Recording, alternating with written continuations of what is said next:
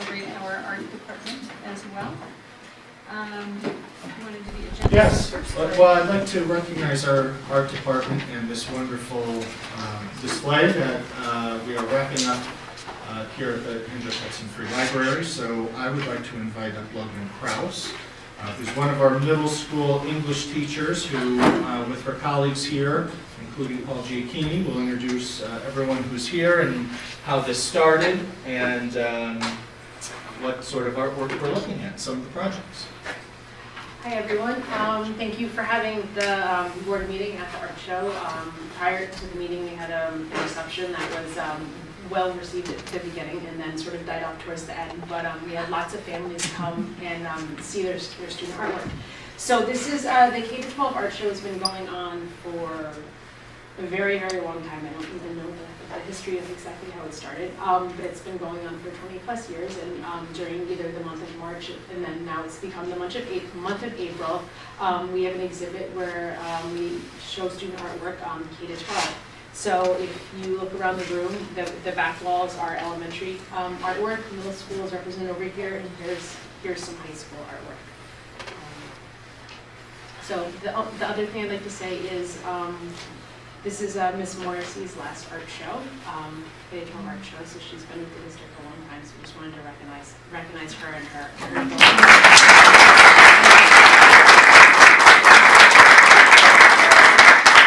Thank you very much.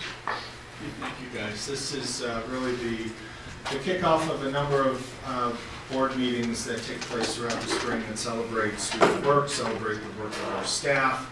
We'll have our retirement celebration in a few months as we will recognize Mrs. Morrissey as well as her colleagues who are moving on to a different chapter in their life, who have committed a good chunk of their time to public education and the students here in Hendrick Hudson. So thank you all who have made it tonight for inspiring our kids, for giving them an outlet and an opportunity to display some strengths that oftentimes, or dare I say never, calculated in the way the federal or state government asks us to calculate what student success and what student proficiency and performance looks like. You do a phenomenal job. We have made a tremendous commitment to the arts in this district, both fine arts and performing arts, and that is very, very important to me, to this board, to this community, and events like tonight, especially in a community center, is really a testament to how we value what you do every single day. Kids may struggle in reading and writing and math and those sort of things. I know I didn't really like school all that much until someone introduced me to music. Don't make me draw or paint, but it was music for me, and a lot of heads are nodding up here. So thanks for what you do for creating inspiration for some kids that school is really a struggle, and this is an opportunity for them to shine. So thank you all very much. We will make sure that we post pictures and videos of all the fantastic work around the room, so those who couldn't make it can participate virtually. So thank you very much. Thank you. Thank you. Now it's that awkward moment when we all leave. It's become a tradition. Thank you, everybody. Thank you. Thanks for your support.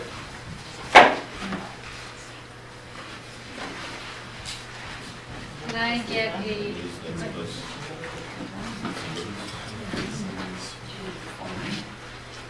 I get a motion to accept the agenda as presented? Second. All in favor? Aye. Can I get a motion to approve the consent agenda? Is there anybody who would like to pull anything from our consent agenda?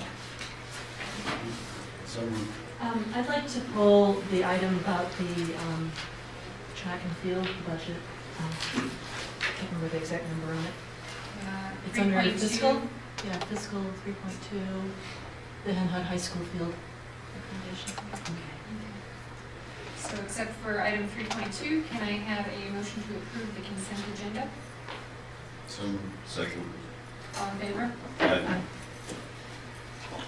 All right. So item 3.2 is a very important step in this district's history when it comes to capital projects and improvements to our facilities.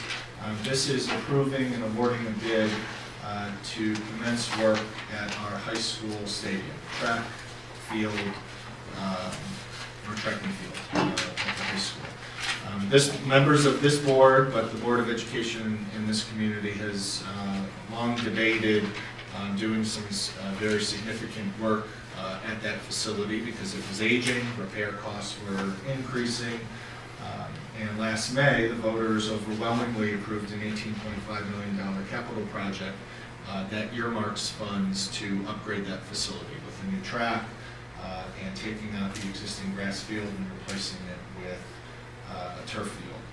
So we have been working with our architects and our engineers and construction managers, and we have hired a specific consulting group, a field architectural group to work with us on this project. And tonight, if the board approves the bid, we will in earnest begin that work, which has been a conversation, as I said, in this community for well over a decade. Anthony Merlini's with us, and he's brought some friends who have been working on this part of the project with us for just about a year now.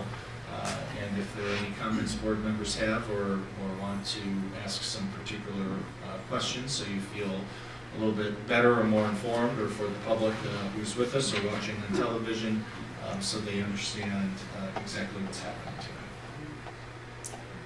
tonight. Maybe if they could describe to us what is going to be involved with this bid that we're approving, some of the details of the track and the field itself as well.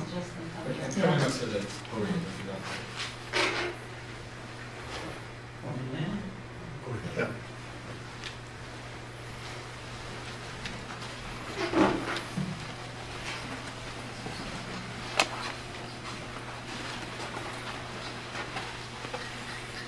So I'm Armand Quadrini from KSQ Design. I'm Bob Lex from Savin Engineers and Construction Management, a firm that's overseeing all the work in the school district.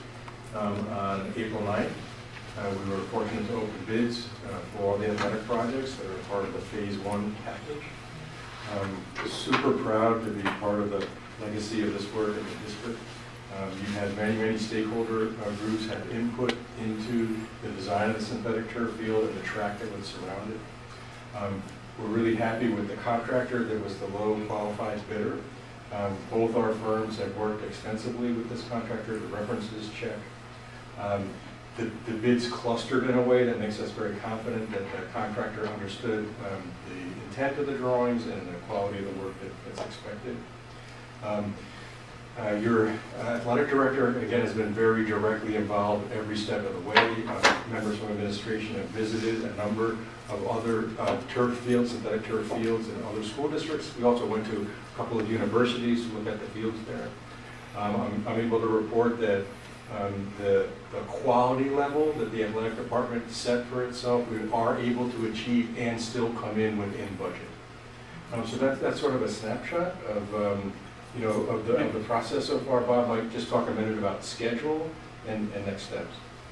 So we've had our bid qualification meeting with the contractor. He's confirmed the scope of the project, that everything that was on the drawings and in the specifications he's providing. We bid this in such a way of a base bid with alternates so that the school district could make a decision on the type of turf that was going to be installed and the type of track that would be installed. And I think we have a good selection that is going to bring the best quality to the school district on both the track and the turf. Our schedule right now would be, once the award goes through, to have a kickoff meeting with the contractor, start the submittal process, and start to get rolling, and actual start construction on or about June 1st.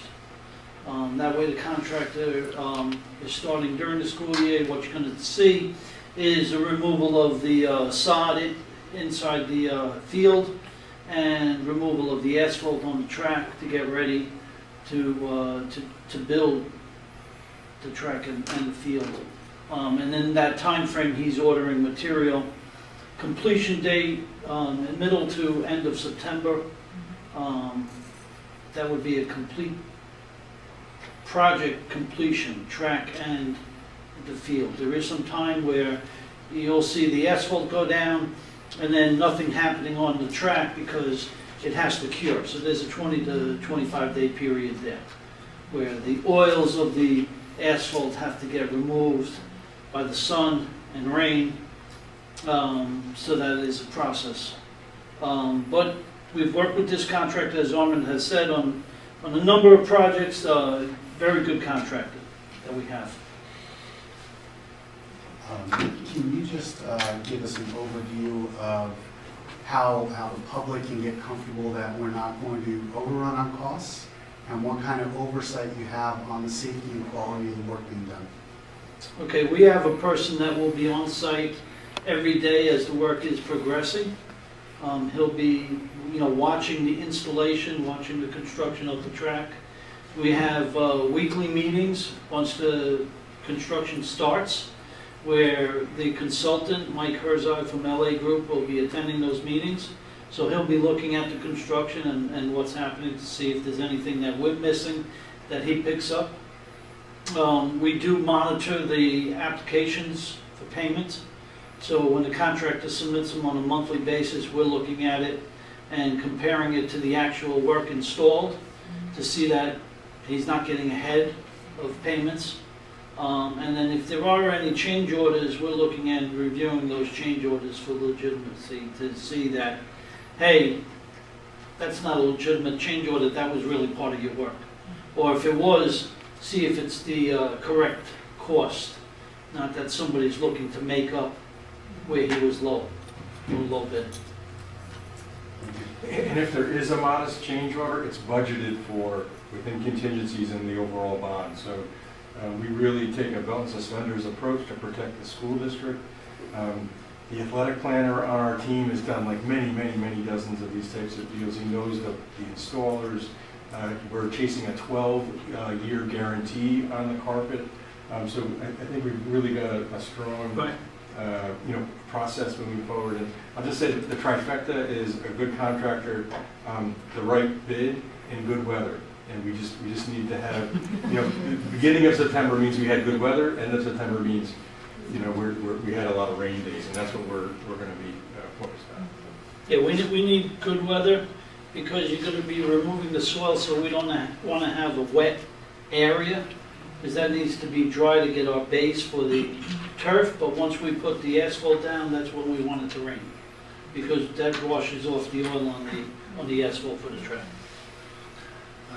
A year ago, more than a year ago, we were communicating with the public about the capital project and the timeline, because there always is an appearance of a dead zone from when you ask for voter approval to when you actually stick a shovel in the ground. And if you think of it, voter approval took place mid-May last year, and we're going to stick a shovel or a bulldozer in the ground by June 1st. And it was a really hard concept to communicate to the community that $18.5 million is a lot of money, but the red tape and the bureaucracy of approval actually takes us this long. And Armand and his team were presenting to us a year ago on the concepts, and that this was a very aggressive timeline. And the majority of the time is taken with the state education department approval. That could be seen as a really good thing because there are a lot of eyes on it and a lot of oversight.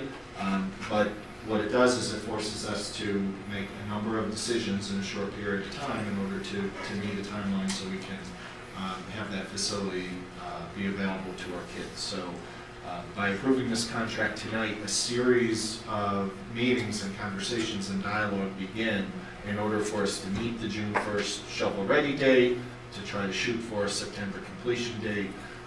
But that's why we anticipated this delay because it takes about 24 to 30 weeks for the state to do its due diligence, and that essentially took from mid-October all the way until early March.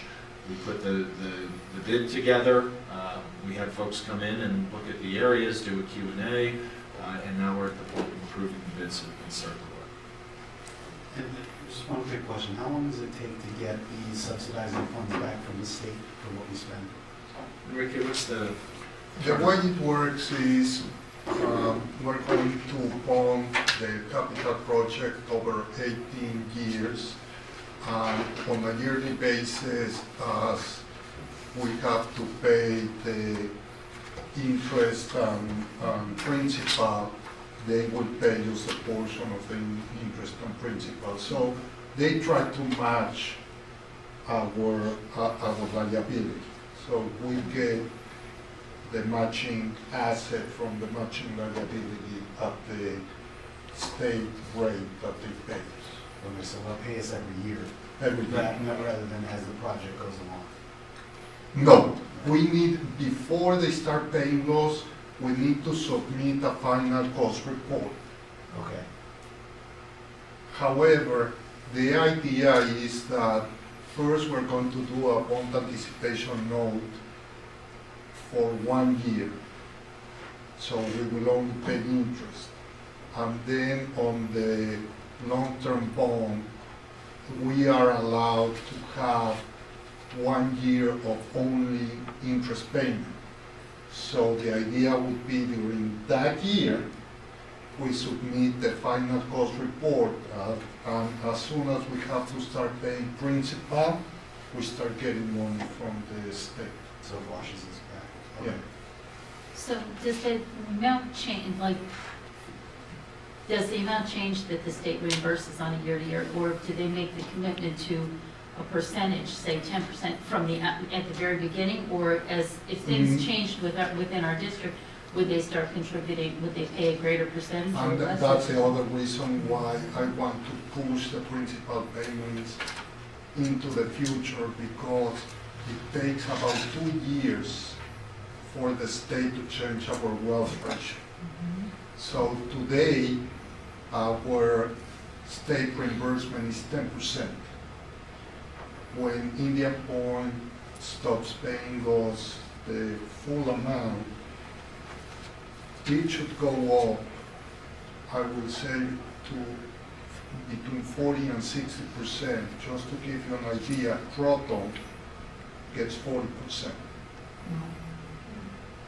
Lakeland, that I would say after Indian Point, we will be about the same level of wealth ratio. They get, I don't remember if it's 50 or 60%. So that's why for the first 2 years, I only want, the other reason why I only want to pay interest is because probably for the first 2 years, we will stay at 10%.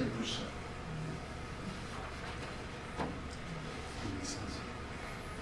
Does that change at all over time? Like in 10 years, if some things were different, would that number change again? Or is it? Sure. Okay, But there's a 2-year lag. yeah, that's, I was just wondering if it was like, if it, you know. Yes, it moves. They look at your wealth ratio On an annual Okay. basis.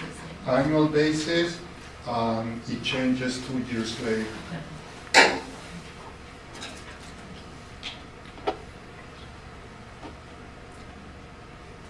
Thank you, gentlemen, for your diligent work and for the folks here who are on the facilities committee. Can I have a motion to approve item 3.2 on our consent agenda? So moved. Second. All in favor? Aye. Thank you. Get started.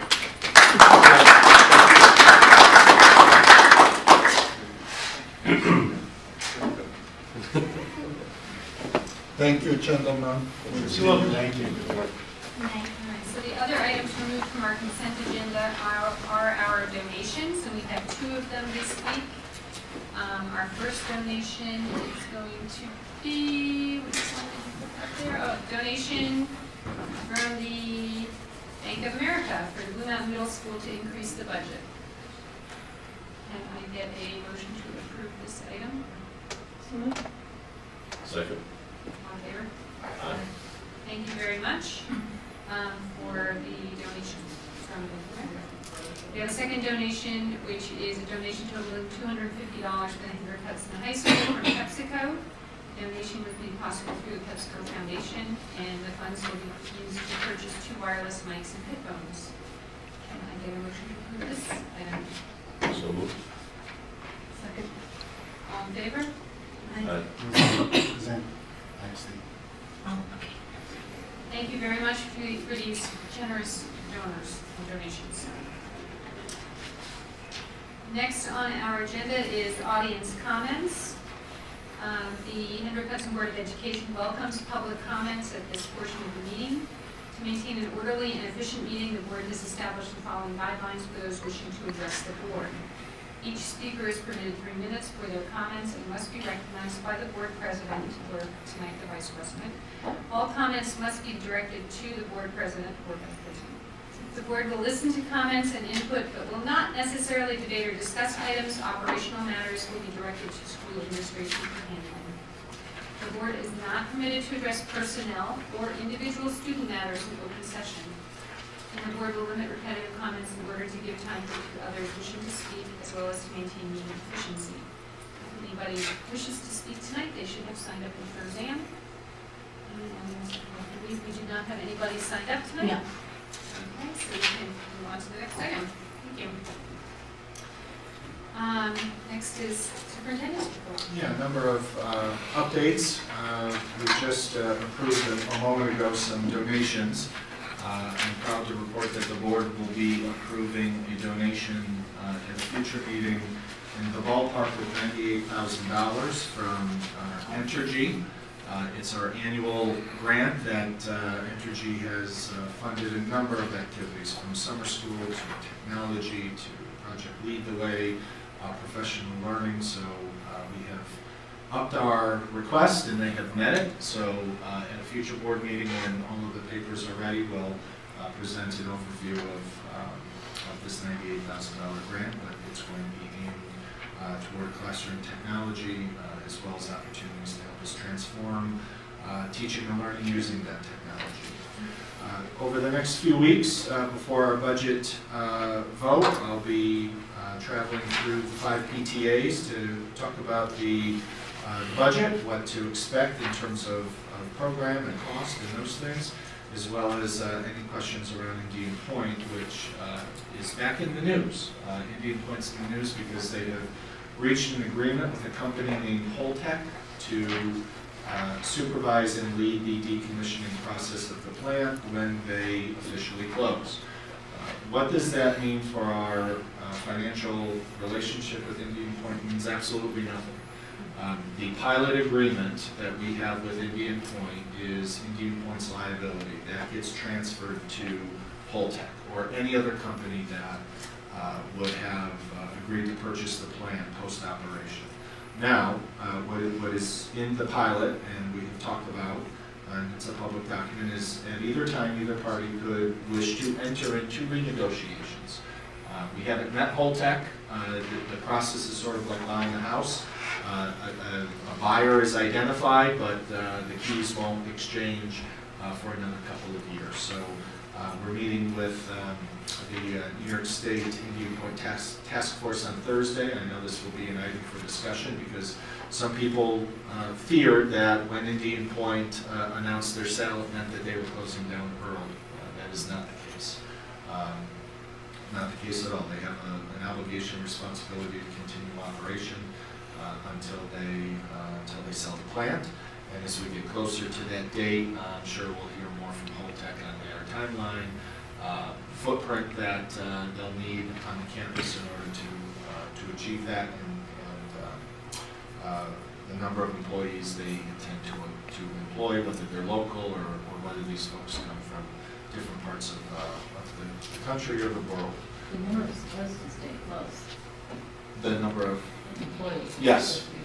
Yeah, and that was part of what Indian Point had said when they announced their closure a little over 2 years ago, that while there was initial shock and awe in terms of the closure announcement, the mom and pop shops and the gas stations and the restaurants were worried that their business would dry up, and that doesn't appear to be the case during the decommissioning process. So that's good news for the local businesses and local communities, and I know that Dennis Males, who runs the Montrose Business Association, has been paying close attention to that to make sure that they're in the loop with any sort of employment numbers that Holtec will bring in.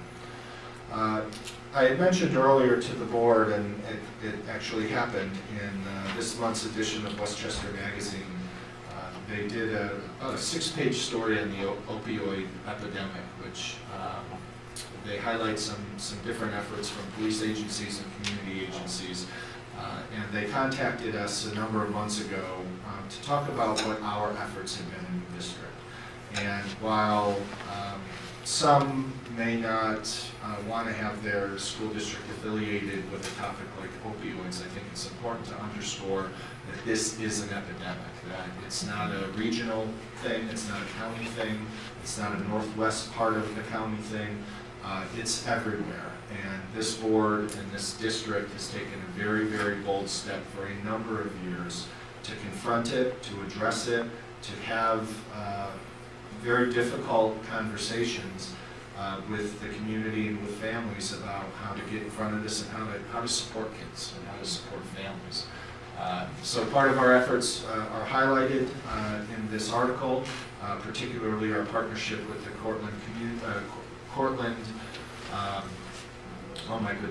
Cortland Coalition, our work with the town. This district and board has employed substance abuse counselors at the high school and middle school for years that have been providing targeted support to students and families and outreach and in partnership.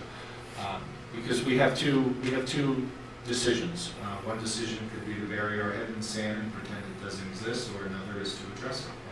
And this board and this district has chosen to address it and talk about it, even though it's uncomfortable. But kids and the issues they're confronting do not identify our community, and that's really important to underscore. Kids today have a lot of stressors. They have a lot of things competing for their time that perhaps weren't there over the last couple decades or certainly generations. But the article talks about what the region is doing to combat this, and they chose to highlight some of our efforts. And I think we should be proud of that we don't bury our heads in the sand, and we are confronting this head on. So if you don't have the magazine, we have a couple extra copies in district office, and I even think the article is online. But I think it's something that we should be proud of and celebrate, that we're having some of the difficult conversations that other districts perhaps aren't or don't want to have. So I wanted to make sure I understood that. That's it. Thank you. Committee reports? Lisa? Yeah. Safety committee meeting happened on April 11th. We discussed the status of the bond project, most of which we've heard about tonight. Our outside consultants, Alteris, have continued to meet with the school emergency response teams with training. Kind of coming up is there's the district-wide safety plan that the safety committee is going through with fine-tooth comb to take a look at and suggest any changes or revisions based on the state recommendations as well as Alteris' recommendations. So that'll be coming to the board eventually to be approved. July Yeah, usually July. every organization. Right. So the CERT team is, the safety committee is evaluating that and going through it. Measles information has been forwarded to schools and the safety committee as well because of the outbreaks that have been in our area. And the other thing that's happening is Putnam Northern Westchester BOCES has begun an anonymous alerts app that they launched for their campus. We're trying to find out more information about that for possible use in our district as well. And then I also went to the Furnace Woods School PTA meeting. They had a very successful book fair, and they've had some really great programs and presentations at the school as well. Discussions happened about PTA staffing for 2019-20. I think most of the schools are doing that right now, trying to figure out how they're going to fill all the slots in their PTAs and how they're going to balance their budgets, because that's always a thing that happens in the spring for the PTAs. And I know there's going to be some hard choices for the PTAs to make with where to cut things and how to make everything balance. So just encourage people to support and volunteer to help at the PTA level. Yes, I know Barbara went to the French Lindsay meeting, like she was recently. We had a long break, so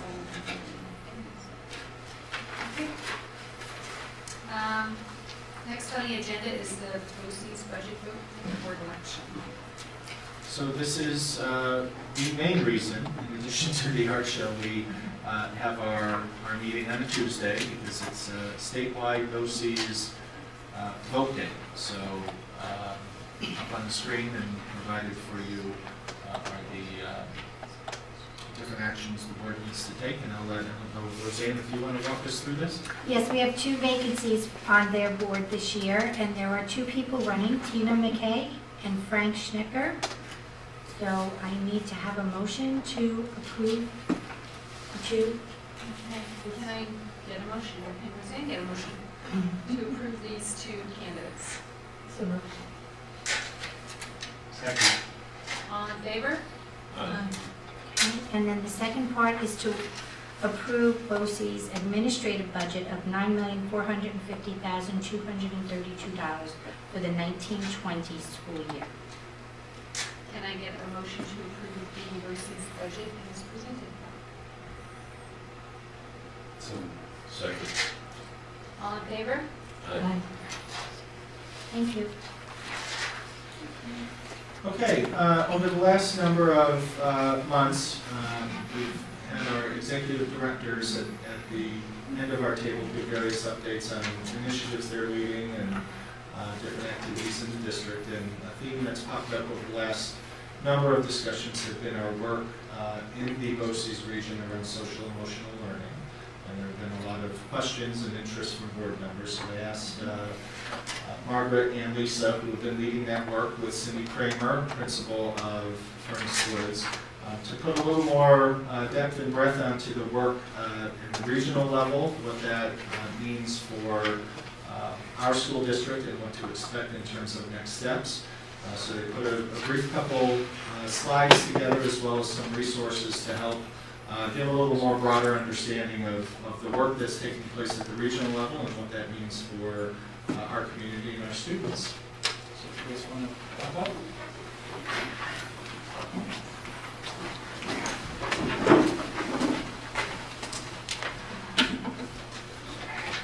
You have video, there's a couple different ones. There's a couple. Yeah, okay. So, as Joe said, we have been attending the regional consortium, really what it is. We have about 15 districts that are attending. Some are doing the the ruler program, as well as looking at implementing more SEL programs within their school. So we came together last spring, and we chose a committee that represented every elementary school, principal, teachers, psychologists, and social workers. So we figured we've got to find a way to get SEL in the elementary. We're very good at DBT, mindfulness, in 6 through 8, and 9 through 12. But how are we going to work with the elementary? So we brought in the elementary, and we really talked to them about what does it look like, what does it sound like? Because I met with the social worker, the 3 psychologists last spring and said, with the principals, and said, we need to have a program. What happens at Furnace Woods should be happening at Frank G should be happening. So let's get something, let's come to an agreement. They all came to agreement with Second Step and Zones of Regulation. They're 2 different SEL programs. We've trialed both of them. Second Step actually used to be in the district years ago. It's very updated now. It has a lot more resources, had a lot of hands-on. So they did push-in classroom presentations this year. But there's only 3 of them. And there's how many students, right? About 1,000 in the elementary. So at this point, it's not as good as it could be. So we talked about how do we make that better next year? What does that look like? What does it sound like? So before we get to that, I just want to talk about SEL. It's really working with the whole child. You can't get to academics unless you have the social and emotional really under control. We have kids that don't have social emotional skills or needs, but they still have skills that need to be developed on working with peers, working with adults. So sometimes some kids, adult is an adult, but they don't want to listen. So how do we work with them and how do we teach them the skills to share how they're feeling? It's not that they're frustrated, it's I already know that, I would like to do something else, I'd like to be challenged. And how do we have those respectful conversations versus a child being disruptive and rude, and because that's not what it is, right? We have to know our kids. So we sat through 5 days of this, it was grueling at some points because we're sitting there thinking to ourselves, we would do better if we were by ourselves actually planning. So we sat and watched a lot of videos. We heard ideas from all over the county There were people from Orange County, there were people from northern and southern Westchester County, and I think there was actually someone from Sullivan up in that way. So we had a lot of perspectives and a lot of schools having conversations with us, but we really think the overarching theme is our kids need that social emotional before we can get to the academics. So I'm just going to show you a little video. Can you click on that? Sure. It might take 1 minute. Okay. So this video, so a lot of our resources that we purchased the kits for everybody, so I'm getting a little ahead of myself while we have some downtime, but every kit comes with a resource for the teacher. So there are hundreds of videos, there's hundreds of things online that our teachers can use, our social workers, our psychologists, our principals can use. So we've really talked about what our plan looks like to roll this out in the elementary.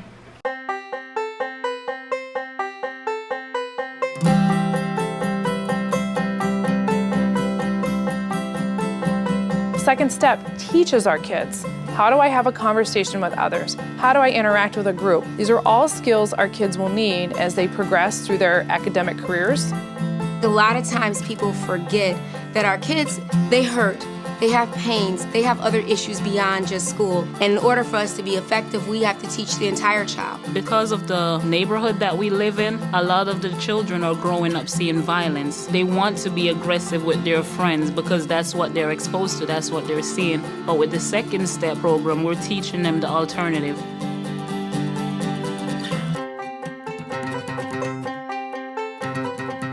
It's a joy to see them navigating their emotions so that they can be learners and they can be good citizens and happy people. Some schools probably don't do second step or social emotion learning, and their school is probably not as fun as ours. It helps me calm down and become a better person because I have to be able to work together with people. People always ask me why I'm so passionate about second step and this curriculum.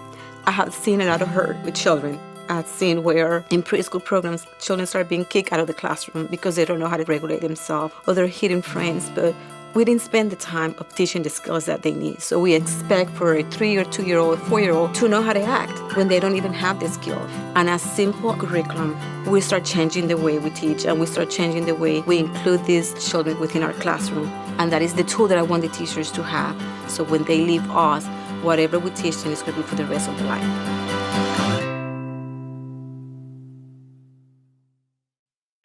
So as you saw, it's not just here in New York, it's across the country. And he actually, our presenter, was able to give us a lot of examples in schools that he's worked with. So he's worked anywhere from multiple states, or multiple areas in the state of Texas, Florida, Chicago, and I believe somewhere in Arizona, Nevada area. And they really talked about the different kids. Our kids are so different than some of the videos they show, but they're so much like the kids that we see every day. So I think that's a really important piece to understand. So we talked about the regional piece of it, who went. So we have three psychologists and a social worker who travels, who's really doing a lot of these lessons. And again, it's not enough. There's not enough time spent on it. There's 3 of them, plus they have their other jobs. Testing, counseling, helping with OPWTD, helping with getting family services outside of school. So what we learned is we did these, it was 5 full days, and there were days that we were just... We needed second step. I needed counseling after some of this stuff, because it's very overwhelming, because I thought I knew more than I actually did. And it's very interesting to see that perspective, and I think we all kind of got that when we walked away. Yeah, I think, if I could jump in a second, I think one of the things that really struck us was the enormity of this conversation beyond Hendrick Hudson. So even though we see the needs of our kids in the district, everybody is talking about this. And it's not just the kid who acts out, it's the kid who withdraws, it's the kid who has no plan B when plan A doesn't quite go the way they had hoped. So we do recognize that if the kid's not ready to learn, whether it's emotionally or physically, then they can't learn, no matter how good the education is and how much we want to, as teachers, enable them to see their full potential. There are blockers there that we have to recognize and deal with first. So teaching them how to regulate their behavior, how to get along with other people, some adults could use this work as well, as we all know. So I think it really struck our team that, this is a big deal, and we have to do something about it. We have to start with the littlest kids. no matter where they're coming from or what their home lives are like. It could be great, it could be not so great. They still are coming to us increasingly in need of this set of skills. So it was a grueling experience to be part of the consortium, a very valuable one, and I'm sure we'll have a couple of opportunities to touch base with our colleagues next year to see how each district is progressing. But this is really, really an important thing for us to bring to the schools, and I think our teachers recognize that. I think they're excited that we're making this foray for some of the teachers who, as Lisa said, Second Step was here a while ago, and I think they were sad to see it go away, and I think that they're embracing the fact that it's returning and that we will have something in place so that we can work with kids who really need that type of support. So. We actually did a survey based on what was going on. So our first meeting, we said, okay, we've been doing this in the schools. What does it look like? What does it sound like? What is the feedback from teachers? So we did a survey. Some of it was not nice stuff that they said. It's not happening enough. It's not happening deep enough. You need more time. We didn't have the time. So as we sat as a team, we're like, okay, what does this look like? What does this sound like? And the teachers on the team, what does it look like and sound like in your classroom? How do you think you could do this?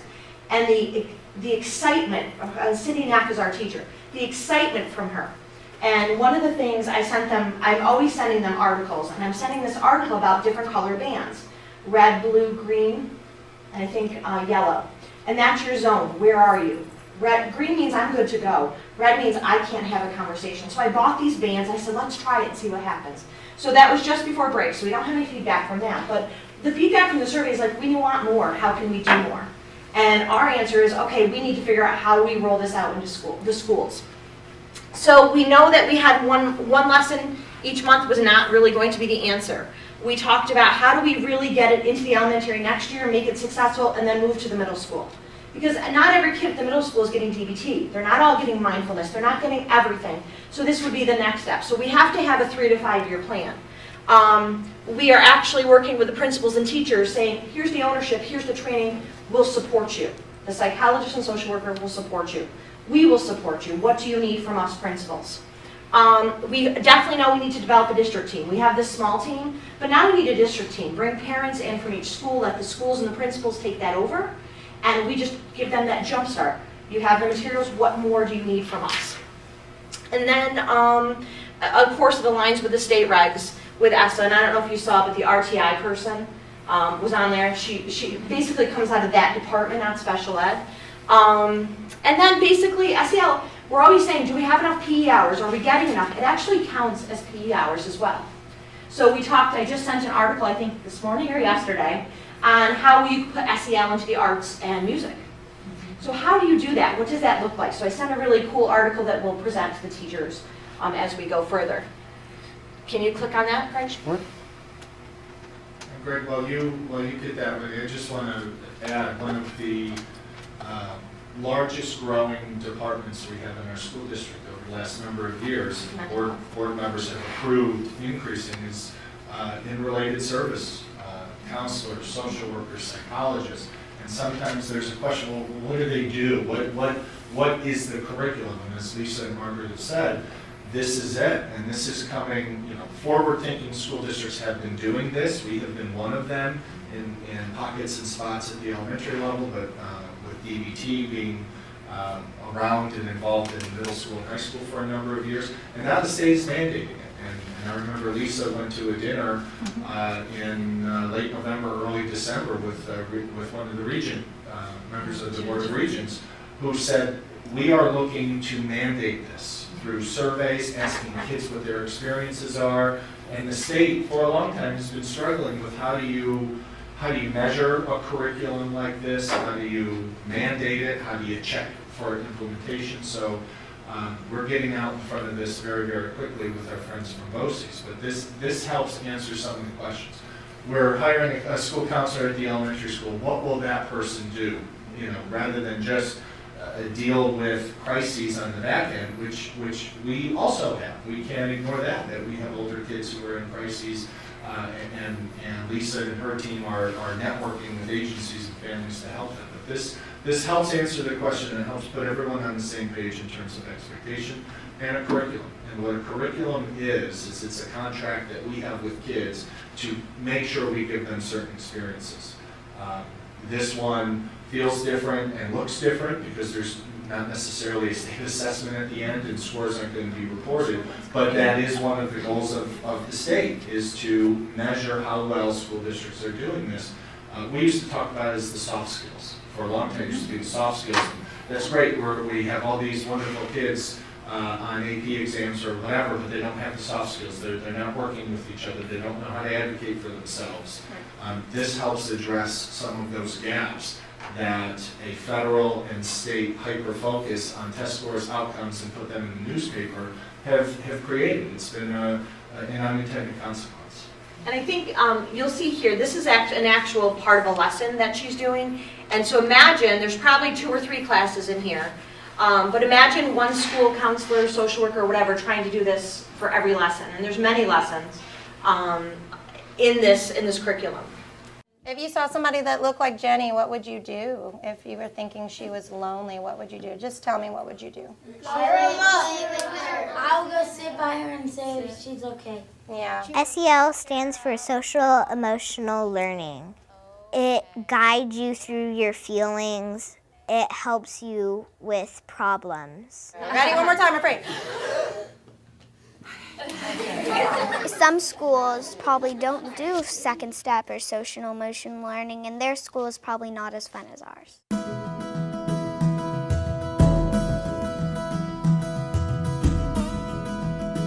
In every district in Texas, in the nation, there's a lot of pressure on academic success.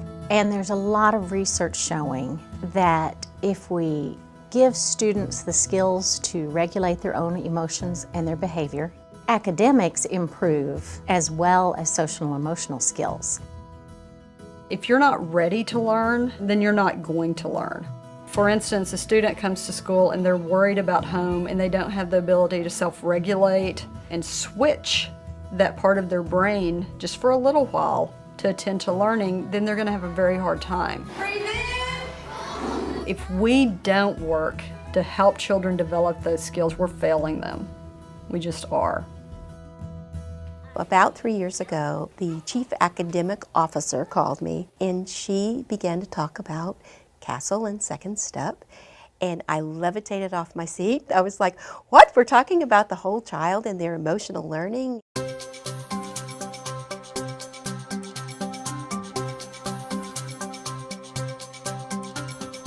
Until this point, implementation typically has kind of been at the building level and usually kind of principal dependent. The goal is to see how implementation district-wide impacts the climate and the culture and the very essence of the district. Galindo Elementary School was asked to be one of the pilot schools using the Second Step program. When we started, we were a little bit skeptical about the SEL program because it was going to take instructional time, so we were like, we don't know, and some teachers weren't very consistent about it. But we set a goal, we said we're going to try it out. Pero ¿recuerdas cómo se sentía Caracol? ¿Qué dijo? Tengo miedo. ¿Por qué tenía miedo? Porque piensa que lo va a regañar. ¿Y por qué lo va a regañar? Porque no estaba escuchando. No estaba escuchando. I fell in love with it. I mean, they know that they have to listen to me, they have to look at me, and they love those little atentoscopes. Que saquen sus atentoscopios y enfócalos en mí, en mí. When we started working on social emotional learning, we knew it was going to take some time to implement district-wide. We have 87,000 students with 11 vertical teams, meaning you start in elementary school, then you go to middle school, and the high school that you feed into. And because we're arranged that way, we decided to implement that way. So then in the fall of 2015, we will be touching every student, all of those 87,000 students. We're a very large district. We are very diverse in the population that we serve. Helping kids to feel safe on their campuses, even as they move from one campus to another, it's a challenge. Students in your class are working on a science project together. You would like to work on the project with them. Okay, go ahead. What do you think? Science project. Can I join in? The students at Galindo Elementary have other social issues at home. They have poverty, they have a lot of responsibilities taking care of their siblings, and on top of that, they want to succeed and be something in their lives. I actually call the SEL skills survival skills for them. He could say sorry, and he could also like go get a napkin and help her clean it up. It helps them learn and communicate, so they're not stuck with so-and-so stole my jacket and they don't know how to deal with it. It's moving on and let's learn how to do some math. Let's learn how to do some reading. So write or model what you might say back in that very situation. You're looking your partner A in the eye. I do not like you copying down my answers. It is not polite. If we keep practicing this and if all the teachers are practicing this, we can get to a point where the kids are solving the problems themselves and we're not having to wear the mediator hat and the mom hat and the therapist hat. We can see it. Every teacher says something's different this year. I mean, we don't know what it is. It's something in the water. There's less tardies. There's less fights. We're seeing and feeling culture changes and climate differences in schools, and we know that the hard numbers will follow. It's joy to see them navigating their emotions so that they can be learners and they can be good citizens and happy people. We're not just building a kid, we're not just building a campus, we are building a community. If I were speaking to other principals about SEL, I would say run toward it as fast as you can. It's critical. ¿Cómo se siente una persona? ¿Cómo quiere saber? When we hear that kids are taking this home with them and teaching their parents the things that they're learning in school as far as SEL is concerned, it's inspirational to me. It's something that's been missing for a long, long time in our schools. For us to have a functioning, viable, productive society, our students have to have these skills. And knowing how vital it is for the success of our country is what makes me believe in this work and know that it makes a difference in the world. If SEL was all around the world, it would be amazing because everybody would be kind to each other and everybody could teach everybody. There would be no wars. It would just be the most wonderful world we could have.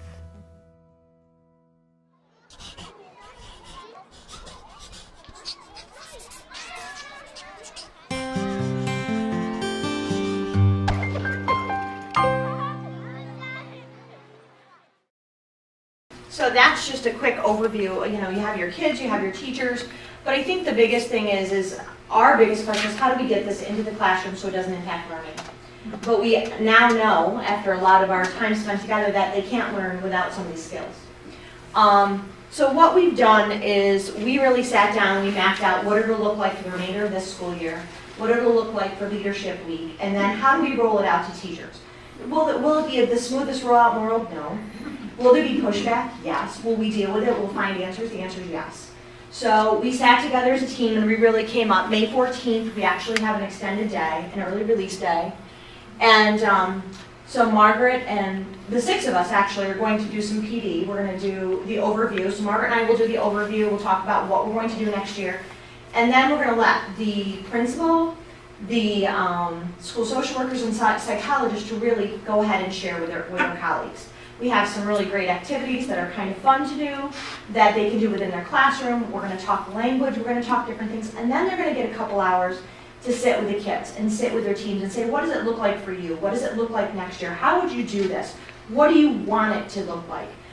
We've talked with the teachers, and some of them are saying, you know what, the 2 of us will come together for morning meeting. We'll come together for this time or this time. This is, integrated. Once it gets going, it's integrated within what you do in your classroom. We are actually going to, I do work with bus drivers once a year. I do training in August. I'm going to put this as part of our training. So we'll come together and we'll do the training in August. July, all the elementary leadership teams will be trained in Second Step so they can turn key into their schools in August. So there'll be planning days in August. And with the hopes of kickoff first thing in September, doing our first lessons. So I know it sounds pretty ambitious, but I think we can do it because we have some pretty good team members. And I think that rollout in Leadership Week and making that our priority for this school year because it goes with the 5 commitments that we developed last year. It just intertwines. It's like it was a match made in heaven. So that they are ready to just roll out, and they do integrate, and they do cross-connect. Yeah, it's very important for everybody to realize that this is a complete team effort. A lot of people are with our kids on a daily basis, so everybody from the bus driver that they greet first thing in the morning, to the monitor waiting for them to get off that bus, to the TAs that work in our classrooms, the cafeteria people that feed them their lunch.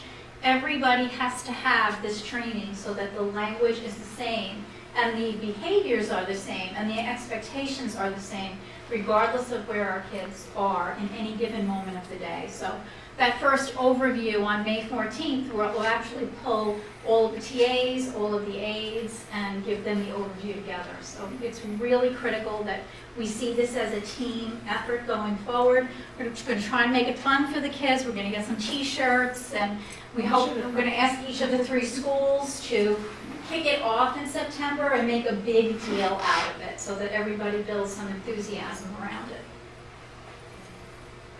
Any questions? Where did this originate, SEN? So like, who developed? I think it originated years and years and years ago, and it comes and it goes and it comes and it goes. But I think with all the new state mandates and what they're seeing in schools, the suicide with bullies, the online bullying, the transgender issues, that it's now becoming part of law and part of a requirement to make sure it's part of our schools. It's been around for years, because I remember doing PBIS, they kind of intertwine. So it all intertwines, but now how do we make it as a program within our school that's part of our daily education? So when we walk into a school, and if they say, give us our, and I don't even remember the name, but we now know what these mean. We're gonna have posters. I actually have, my conference room is full of boxes right now that I need to disseminate. But I mean, there's lots of things that it's been here. I mean, it's not anything new. We had Second Step before, and it just kind of went out because nobody kept on top of it. We can't let that happen again. I think it's also more from what we all knew as character education. Mm-hmm. And that character education always felt like it was separate. We taught kids how to learn, and we taught our content, and then we're going to go teach them how to be good people and problem solve and work in groups and those sort of things. It's similar to the philosophy of DARE, of the skill set that DARE teaches. And now DARE is sort of a standalone. We have an agreement with police agency in Peekskill to come and teach those skills, but they're reinforced with the teachers. And that's sort of how this has moved over the last couple of decades. PBIS, it's exactly what I was thinking. How do you create a culture around support and encouragement and engagement?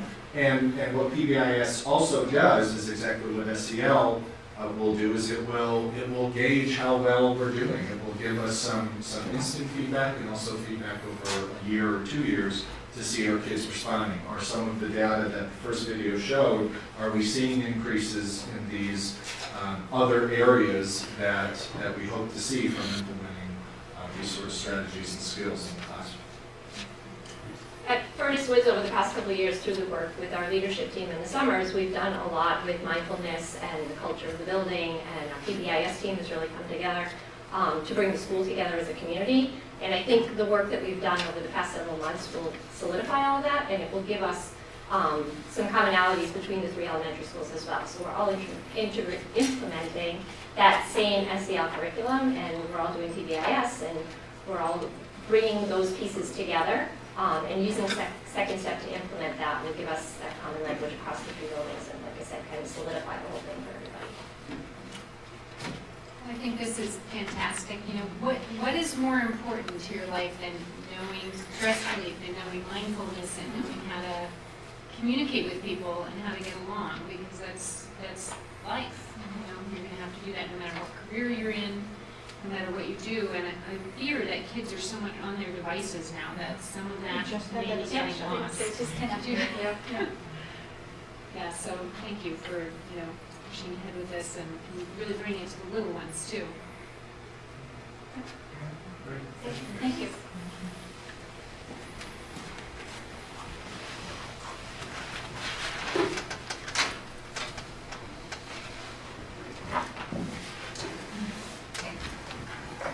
So that brings us to our second audience comment section. As we do not have any audience members here at the moment, we are going to skip that section and move on to board comments.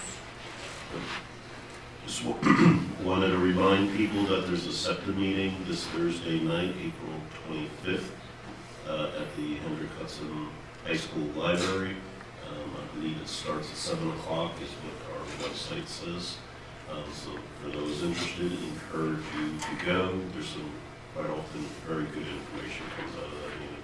It's a presentation on Thursday. It's in the cafeteria. It's in the cafeteria? Yeah, they have brought in a speaker. I can't tell you the name of it, it's that organization, I can tell you that. Linda, somebody I think, but she's coming in, it'll be in the cafeteria. If you can make it, usually they have good speakers. The school board trustee petitions were due in yesterday, so we have 6 candidates running for 3 spots, and there will be a community forum a week from today on the 30th in this room at the Hendrick Hudson Free Library at 7 p.m. 7 p.m. So if you have any questions for the candidates or would like to come out and meet them and see what everybody is about, show up here again next week. Any other board comments? Play for Life is happening on Friday. Hope everybody can come and support that and help raise money for cancer and for people in our community, actually not for cancer, but for people who are in our community who are suffering from the effects of cancer. It's going to be a wonderful event. Emily Guida and Marine Parks have put a lot of work into it. They're 2 of our high school seniors, and it's going to be a lot of fun. People show good weather, and come and join us. And there's also a way to donate if you can't make it. Yes, there is. Yeah, you can donate online through they have a CrowdRise fundraising site that's there as well. Thank you. Anybody else? Can I have a motion to close the meeting? So moved. Second. All in favor? Aye.